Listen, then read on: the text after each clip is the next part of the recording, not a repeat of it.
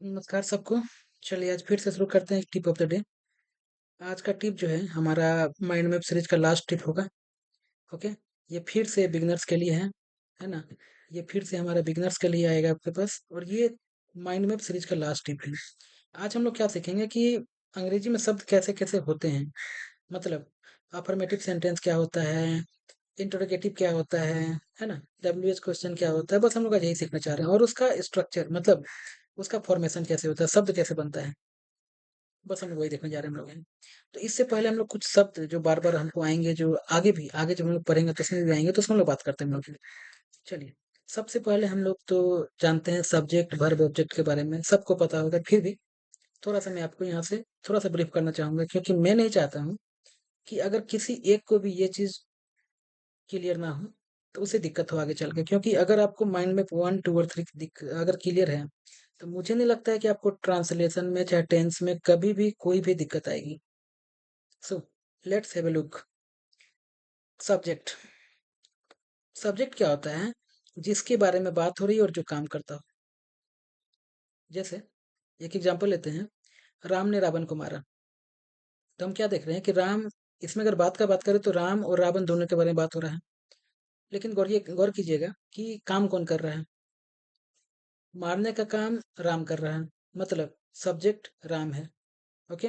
मतलब सब्जेक्ट वो होता है जो काम करता है। क्लियर?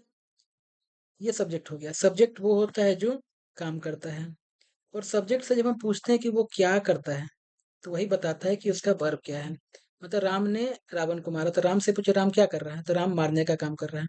तो मारना वर्ब हो गया। और जब वर्ब से पूछिएगा तो वो आपको ऑब्जेक्ट बताएगा। ऑब्जेक्ट कुछ नहीं होता है, अदर सेंटेंसेस जो होता है, अदर वाक्य जो हो गया, वो मेरा ऑब्जेक्ट हो गया। मतलब राम से हम पूछे, राम सब्जेक्ट हो गया। राम क्या किया, तो मारा, वर्ब हो गया। और मारा से पूछे किसे, तो वो बता रहा है रावण को। तो राम ने मारा रावण को। That is subject verb object. यहाँ कोई डाउट मुझे नहीं लगता किसी को होगा। बस ध्यान क्या रखना है कि सब्जेक्ट क्या होगा, जो काम करता है। जैसे एक एग्जांपल और लेते हैं, राम और मोहन साथ साथ पढ़ने जाते हैं। यहाँ पे दोनों का बात हो रहा है। और दोनों क्या करते हैं, पढ़ने जाते हैं। मतलब यहाँ पे सब्जेक्ट दोनों है, राम और मोहन दोनों है। आप सब्जेक्ट से पूछिए वो क्या करता है। राम और मोहन क्या करते हैं, तो पढ़ने जाते हैं। यहाँ पे पढ़ने जाना वर्ब हो गया। कहाँ जाते हैं, तो बाहर। ओके, ये ऑब्जेक्ट हो गया। मतलब सीधे हम लोग को समझना है कि हमेशा जो हमारा फॉर्मेशन इसी सेंस में रहेगा, subject plus verb plus object रहेगा हमेशा, है ना। इसमें कहीं कोई चेंज नहीं होगा। बस ध्यान क्या रखना है कि वर्ब में हेल्पिंग वर्ब भी होता है, तो उसमें हेल्पिंग वर्ब लगेगा। बस यही हमारा आज का टॉपिक था। Subject verb object. मुझे लगता है कि ये आपको क्लियर हो गया होगा। सब्जेक्ट किसको कहते हैं, वर्ब किसको कहते हैं, ऑब्जेक्ट किसको कहते हैं। फिर से एक बार देखते हैं। एक शब्द लेते हैं, राम ने मोहन को मारा। क्या क्वेश्चन आ रहा है, कौन काम करता है, राम काम कर रहा है। ओके। राम क्या किया, तो राम ने मारा। और किसे मारा, तो मोहन को मारा। ठीक है। तो ये सब्जेक्ट हो गया। वर्ब सब्जेक्ट जो काम करता है। जैसे मोहन बाहर खेल रहा है, तो मोहन क्या कर रहा है, तो खेल रहा है। वर्ब हो गया। नेगेटिव कुछ नहीं, नॉट जो होता है नेगेटिव उसे कहते हैं। मैं उसे नहीं जानता हूँ, तो नहीं जो है मेरा नेगेटिव है। इसको ऐसे देखिए, मैं के बारे में बात हो रहा है, मैं ही काम कर रहा है। मैं क्या काम करता है, जानने का काम कर रहा है ना। नहीं जानता, मतलब मैं नहीं जानता उसे। मैं इसे ऐसे क्यों लिख रहा हूँ मालूम?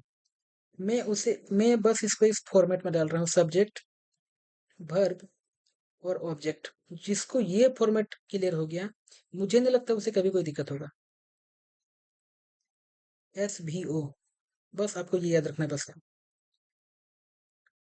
QW क्वेश्चन वर्ड या WH वर्ड क्या होता है, क्या क्यों कैसे, ये सब मेरा क्वेश्चन वर्ड होता है। ये आपको क्लियर होगा। ओके। चलिए, अब देखते हैं थोड़ा सा स्ट्रक्चर, जो हम लोग देखे कि कभी इंटेक्ट रहता है कैसा, कभी चेंज नहीं होगा, सब्जेक्ट वर्ब ऑब्जेक्ट वाला। अब थोड़ा सा देखते हैं एक शब्द जिसको हम लोग बोलते हैं अफर्मेटिव सेंटेंस। अफर्मेटिव सेंटेंस क्या होता है, ऐसा शब्द होता है जिसमें कोई नेगेटिव मतलब नोट या कोई क्वेश्चन वर्ड नहीं होता, उसको हम लोग बोलते हैं अफर्मेटिव। जैसे राम घूमने जा रहा है, सलीम कल मेरे पास आया था। ऐसा कुछ शब्द जिसमें कि ना तो कोई क्वेश्चन वर्ड हो, ना तो कोई नेगेटिव वर्ड हो, that is called affirmative sentence या सामान्य वाक्य। ठीक है। इसका स्ट्रक्चर हमेशा ऐसा ही रहेगा, subject plus helping verb plus help plus verb plus object. Okay. Helping verb हम लोग देख चुके हैं पहले माइंड मैप 1 में, इज, मार, कैन, कुड, मे, माइट, बहुत तरह का आपके पास था। ठीक ना। जैसे एक शब्द हम बनाते हैं, राम पढ़ता है तो राम रीड्स, सीधा। अगर हम बोलते हैं कि राम गीता पढ़ता है तो राम रीड्स गीता, है ना, ऐसा होता है मेरे पास।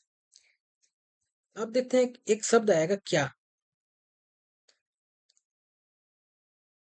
क्या जो होगा, एक ऐसा क्वेश्चन वर्ड है जो शब्द के शुरू में लगता है, जो वाक्य के शुरू में लगता है, दूसरा कोई नहीं हो सकता है। अगर कोई होगा तो प्लीज कमेंट में।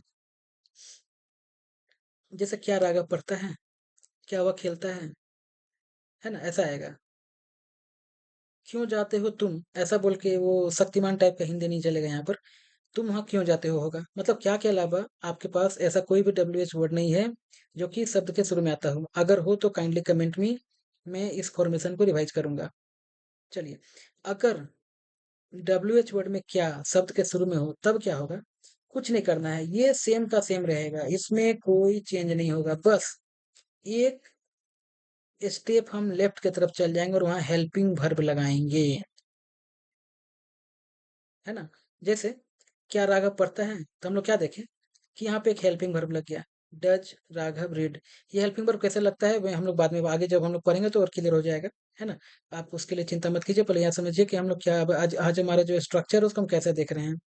मतलब अगर हम जब क्या लगाते हैं तो हम लोग क्या करें, एक हेल्पिंग वर्ब को ले आते हैं। ये इंटेक्ट फिर से रहेगा, सब्जेक्ट वर्ब ऑब्जेक्ट, यहाँ कोई चेंज नहीं होने जा रहा है। तो ये एक, जिसमें क्या पहले आता हो। और लास्ट क्या होता है कि जब क्वेश्चन वर्ड या WH सेंटेंस जो है कहीं भी बीच में आ जाता हो, कि आगे में नहीं कहीं भी आया, तो जैसे राघव कब पढ़ता है